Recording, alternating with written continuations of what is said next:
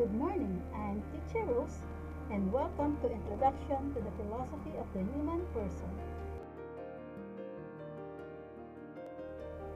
On this presentation, you are expected to learn about the difference between man, human, and person, and their roles to the society. Today's presentation would help us to identify and recognize our own limitations and possibilities as we deal to various events in our lives. Are you ready to know more? Let's go and dance in tune for the lessons that you will learn today. And for our most essential learning competencies, and after going through this presentation, you are expected to recognize how the human body imposes limits and possibilities for transcendence, and evaluate all limitations and the possibilities for their transcendence. The title of our today's presentation is The Human Person as an Embodied Spirit. Do you still remember those days when you were playing outside your home? Playing with your friends or classmates all day long, then waiting for a certain time for afternoon's anime or fictional movies like Slam Dunk, Flame of Recca, Dragon Ball, Princess Sarah, Cinderella, and Snow White. Maybe you are wondering as to why we need to remember those days when everything was plain and simple. Our time after class was simply spent watching movies and playing inside or outside our home with brothers, sisters, relatives, friends, friends of friends, classmates, and schoolmates. You might ask me why? Why do we have to go back and remember our childhood days? What is the relevance of our childhood memories to our present times? Then, you will find out later.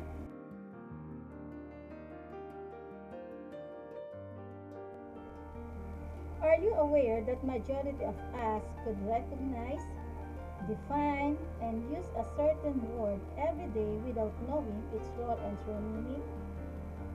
Do you believe that there is a big difference between man, person, and human, not only with the definition but its usage to the society as a whole? Yes, I know that these words are very common to us, but this is the right moment for us to know more about it. Are you with me? Are you ready for our new journey?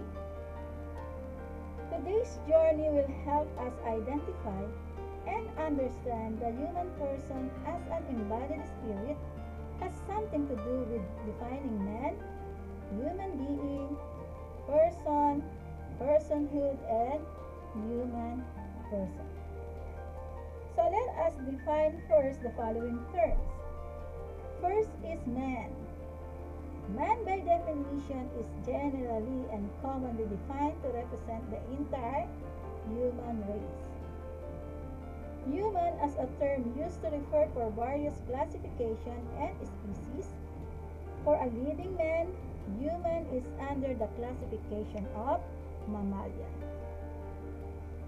Next is human being, a term used to separate man from other human classifications like animal.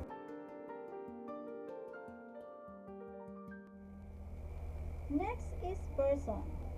Person refers to an individual who possesses self-awareness, self-determination, rational mind, and the capacity to interact with others and with himself or herself. Personhood is a general term refers to the state of being a person with unique, sacred, and ethical status within him or herself. And human nature. This is a general term refers to the deepest and natural behavior of a person that distinguishes human from animals. A collective traits that form and considered the very essence of humanity. Nobody can be considered man without human nature.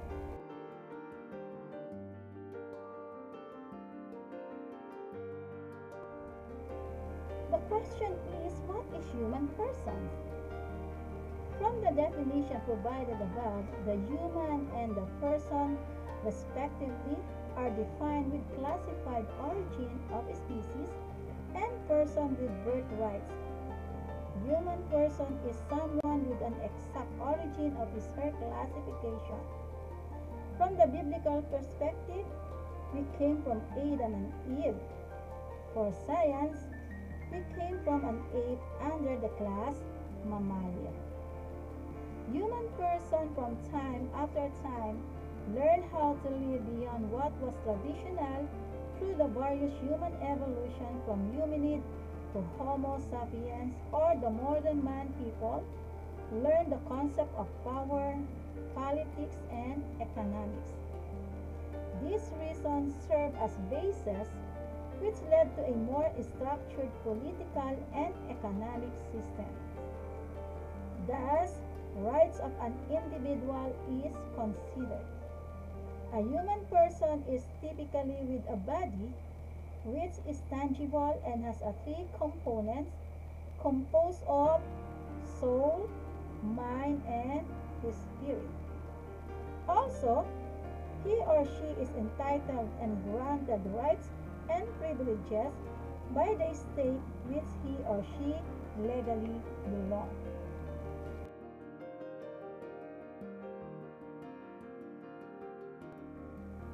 There are two general kinds to distinguish a human person, the cognitive self and the physical self.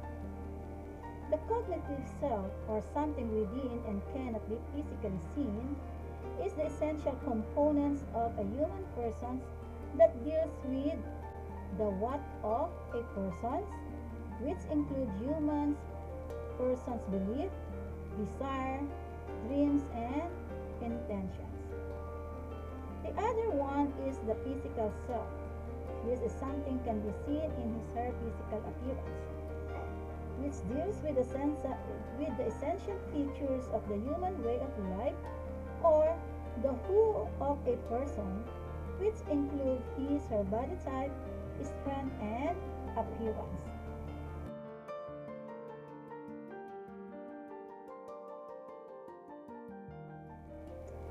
What is embodied spirit?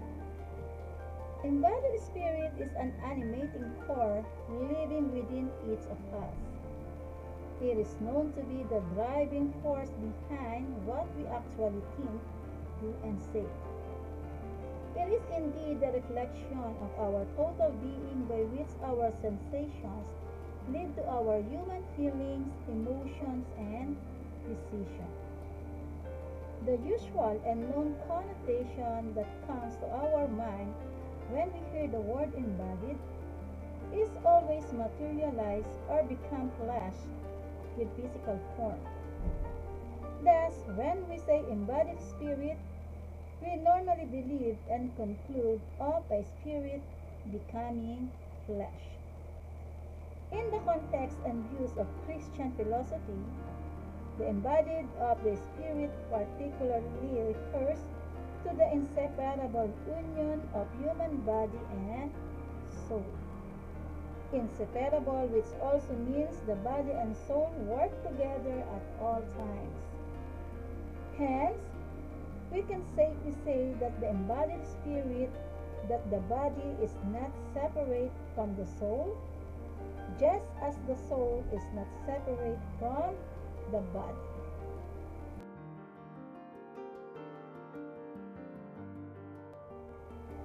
Next question is, what is human person as embodied spirit? As an embodied spirit, human beings demonstrate these following qualities.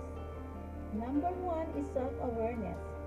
Self-awareness refers to person having a clear perception of oneself, including his or her thoughts, emotion, identity, and action. It is the ability of one's consciousness to look inward thus discovering the presence of a self. The self is the subject that thinks, feels, and acts. It is your I am-ness. The self enables a person to experience an inner world of dreams, thoughts, imagination, fantasy. Thus, the self represents man's interiority or loob in Filipino. Number two, a human person is able to connect and interact with another person, an animal or an inanimate object. We call this externality. So, even though human beings have interiority, they are not trapped inside their heads. They are able to go beyond their limited selves and embrace others.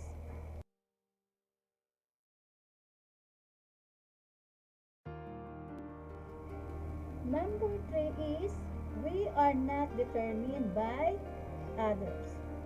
Because we have interiority, we can direct the course of our own life. This is what we call self-determination, which is the capability of persons to make choices and decisions based on their own preferences, monitor and regulate their actions, and be goal-oriented and self-directed. Thus, human persons are free.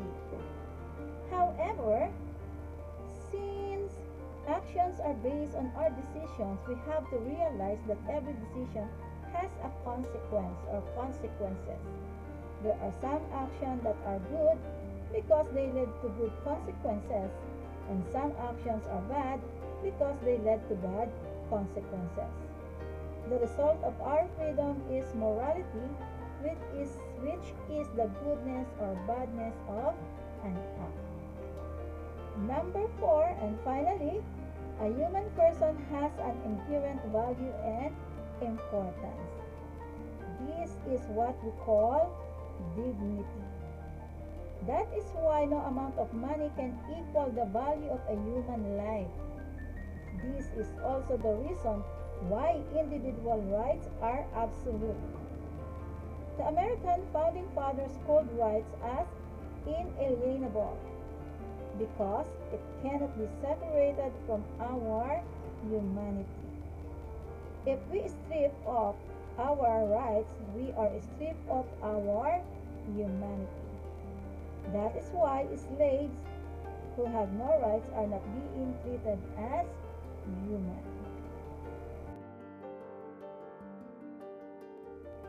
Our next topic is about human transcendence.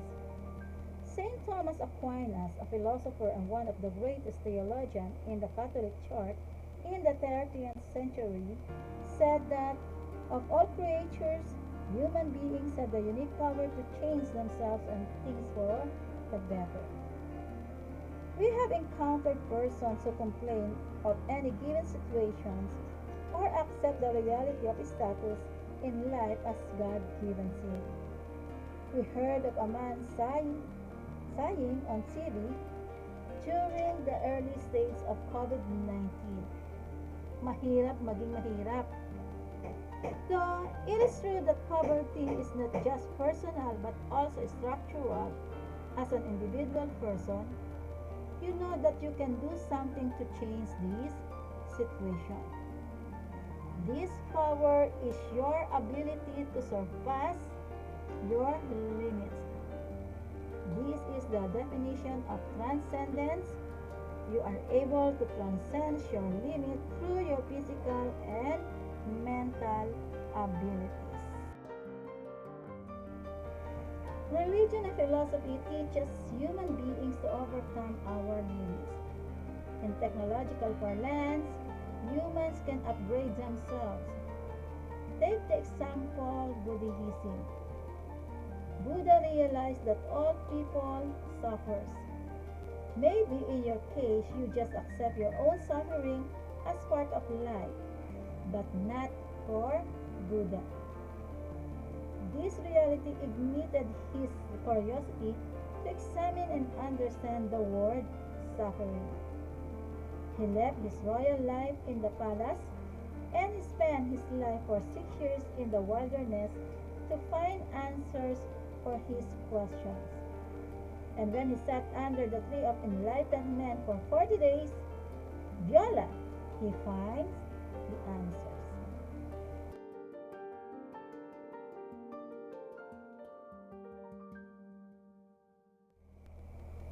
The Four Noble Truths and Eightfold Paths.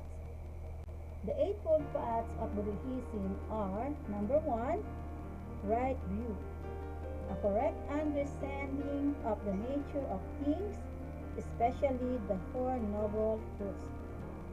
Number two, right intention, eliminating thoughts of attachment, detestation, and harmful intent. Number three, right speech, abstaining from verbal offenses such as lying, divisive speech, unforgiving speech, and irrational speech. Number four, right action, refraining from physical offenses such as murdering, stealing, and sexual misbehavior.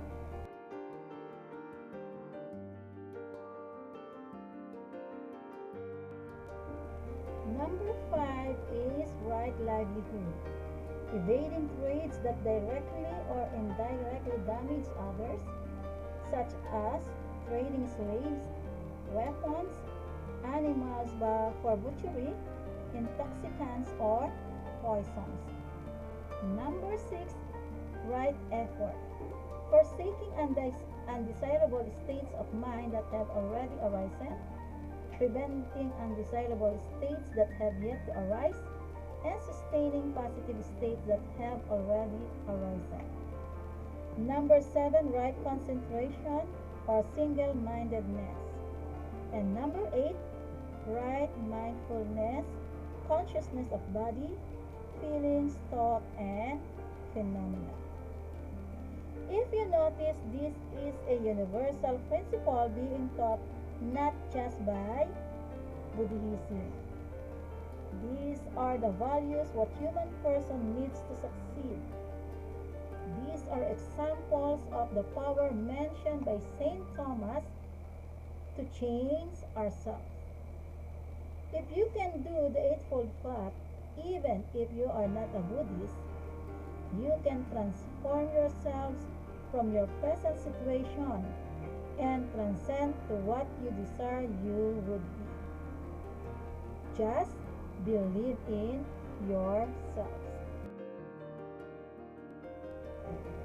It seems that you had fun knowing and exploring new or familiar ideas on today's presentation, right? I know that knowing ourselves requires enough time. As they said, it takes a village to raise a child, just like knowing yourself. Again, I'm Teacher Rose saying, share love to everybody, be a blessing to everyone. Thank you.